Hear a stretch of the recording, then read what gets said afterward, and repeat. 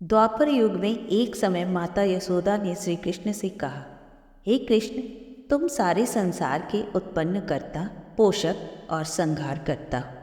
आज कोई ऐसा विधान तुम मुझसे कहो जिसके करने से मृत्युलोक में स्त्रियों को वैधत्व का भय न रहे और जिससे मनुष्य की सभी मनोकामना पूर्ण हो। माता यशोदा की बात सुनकर श्री कृष्ण कहने लगे, हे माता, आपने अति सुंदर प्रश्न किया है। अब मैं आपको एक ऐसे व्रत का विधान बताता हूँ, एकाग्रचित होकर सुनिए। सौभाग्य की प्राप्ति के लिए स्त्रियों को 32 पूर्णिमा का व्रत करना चाहिए और यह व्रत अटल सौभाग्य देने वाला है और भगवान शिव के प्रति मनुष्य की भक्ति बढ़ाने वाला है। निश्चय ही इस विधान से मृत्युलोक के मनुष्यों का कल्याण होगा। हे माता, सर्वप्रथम मृत्युलोक में इस व्रत को किसने किया था, अब मैं आपको बतलाता। कांतिका नामक नगरी में धनेश्वर नामक एक ब्राह्मण अपनी पत्नी के साथ रहता था। उसकी पत्नी रूपवती, पतिव्रता और सर्वगुण संपन्न थी। उनके घर में धन धान्य की कोई कमी न थी। बस दुख था तो सिर्फ इस बात का कि उनकी कोई संतान नहीं थी। इस कारण वे दोनों बहुत चिंतित रहते थे। एक बार उस नगर में एक महात्मा जी आए। नगर के सभी लोग उन्हें दान देने जाते थे और महात्मा जी सभी से प्रसन्नतापूर्वक दान ले लेते थे। लेकिन जब धनेश्वर की पत्नी उन्हें दान देने जाती तो वे दान लेने से मना कर देते। एक दिन धनेश्वर ने उस महात्मा के पास जाकर पूछा, हे महात्मन, आप नगर के सभी लोगों से दान लेते हैं, किंतु मेरी पत्नी के हाथ से दान क्यों नहीं स्वीकार करते हैं? क्या हमसे कोई अपराध हुआ है? यदि हमसे कोई भूल हुई हो तो हम ब्राह्मण दंपति आपसे क्षमा याचना करते हैं। महात्मा जी बोले, नहीं नहीं, तुम तो बहुत ही विनम्र और हमेशा आदर करने वाले ब्राह्मण हो। महात्मा जी की बात सुनकर ब्राह्मण हाथ जोड़कर बोला, हे मुनिवर, फिर आखिर क्या कारण है? कृपया मुझे उससे अवगत कराएं।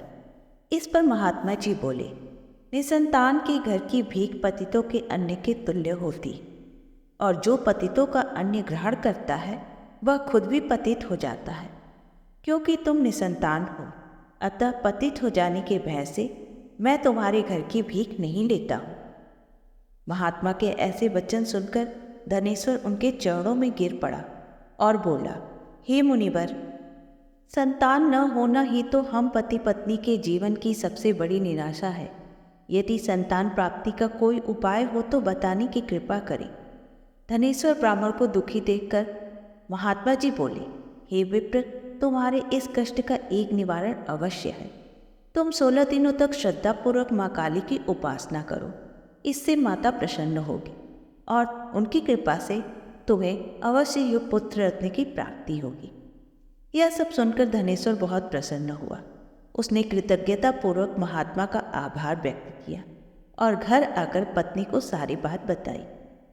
पति पत्नी को महात्मा जी के द्वारा बताए गए उपाय से आशा की एक किरण दिखाई थी और धनेश्वर माँ काली की उपासना के लिए वन को चला गया। उसने पूरे 16 दिनों तक श्रद्धापूर्वक समर्पण के साथ माता की उपासना की।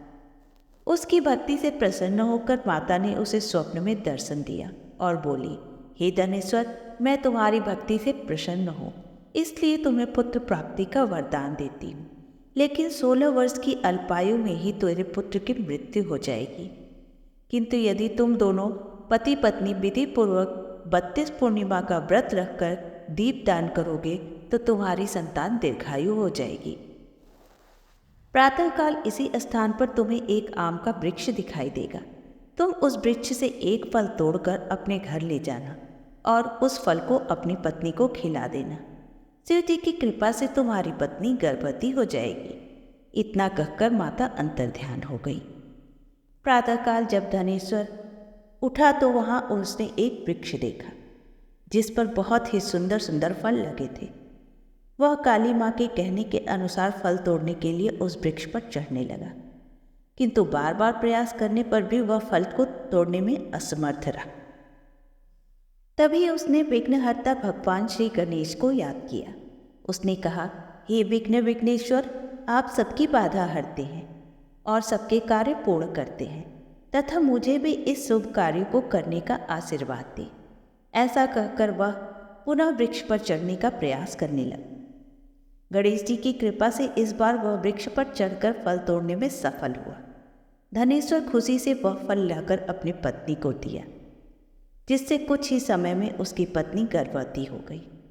कुछ दिन बाद भगवान शंकर की कृपा से उनके घर में एक पुत्र का जन्म हुआ, जिसका नाम उन्होंने देवीदास रखा। बेटे के जन्म की खुशी और उसके अल्पायु की निराशा के साथ उनका जीवन व्यतीत होने लगा। जब धनेश्वर और उसकी पत्नी माता काली के निर्देशानुसार हर पूर्णिमा पर उपवास रखकर विधिवत पूजा पाठ करते और दीप जलाते।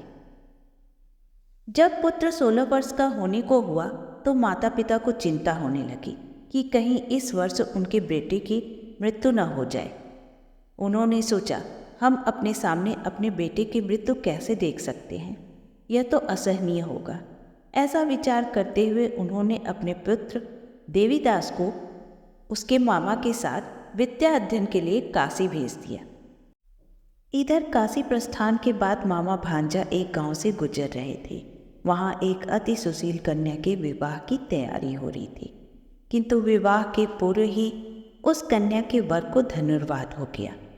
अब वर के पिता को चिंता होने लगी कि कहीं यह बात कन्या पक्ष के लोगों को पता लग गई तो फिर बारात बिना विवाह के ही वापस ले जानी पड़ेगी। फिर उनके पुत्र से कौन विवाह करेगा। तभी उसने देवीदास को देखा। उसने देवीदास के मामा से कहा कि तुम अपना भांजा कुछ समय के लिए मुझे दे दो, विवाह संपन्न हो जाए उसके बाद ले जाना। यह सुनकर मामा ने कहा, यदि मेरा भांजा यह विवाह करेगा तो कन्यादान से मिले धन आदि पर हमारा अधिकार होगा। वर के पिता ने मामा की बात स्वीकार कर ली और देवीदास के साथ उस कन्या का विवाह संपन्न हो गया।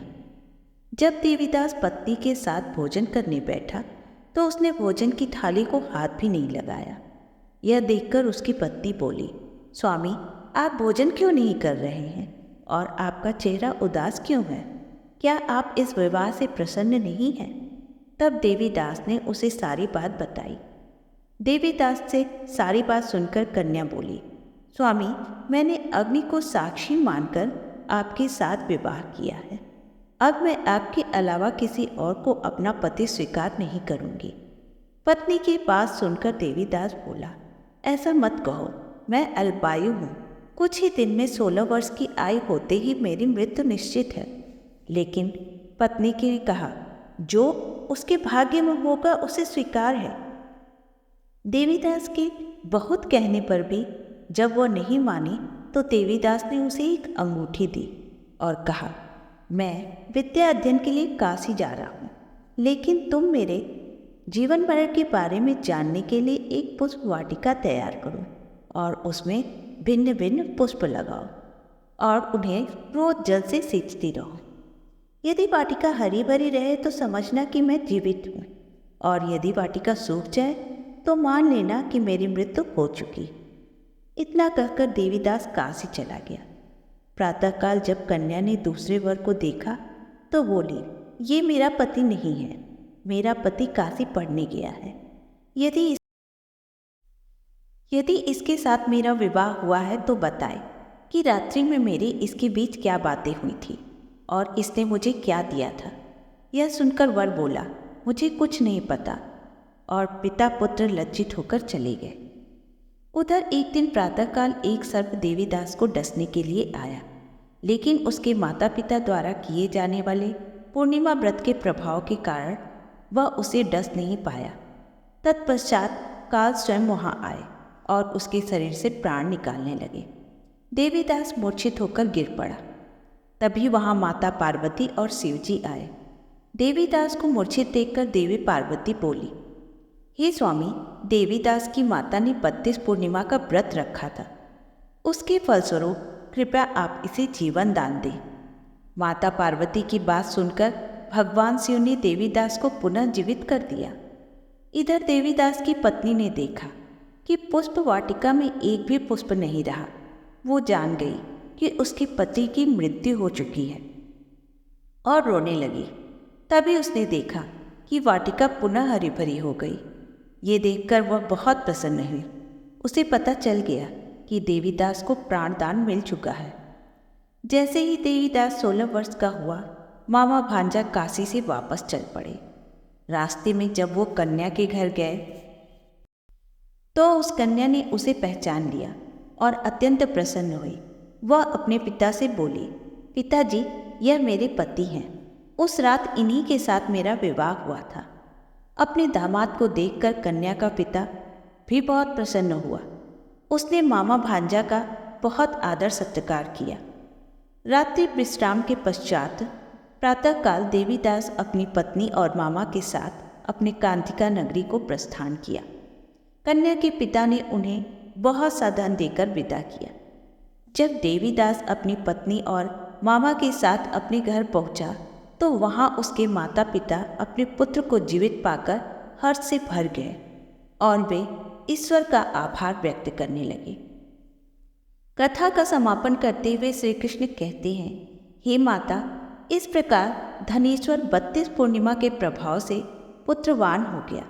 जो भी स्त्रियां इस व्रत को रखती हैं वे सदा सौभाग्यवती बनी रहती हैं। यह व्रत सभी मनोकामना पूर्ण करने वाला है, इसमें कोई संशय नहीं है।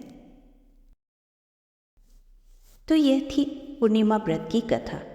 आशा करती हूँ हमारा यह प्रयास आपको अच्छा लगा होगा। तो प्लीज़ वीडियो को लाइक करके ज़्यादा से ज़्यादा शेयर करें। और हाँ, यदि आप हमारे चैनल पर नए हैं तो चैनल को सब्सक्राइब करके बेल आइकन प्रेस करें। इससे मेरी आने वाली सभी वीडियो सबसे पहले आपको मिलेगी। धन्यवाद।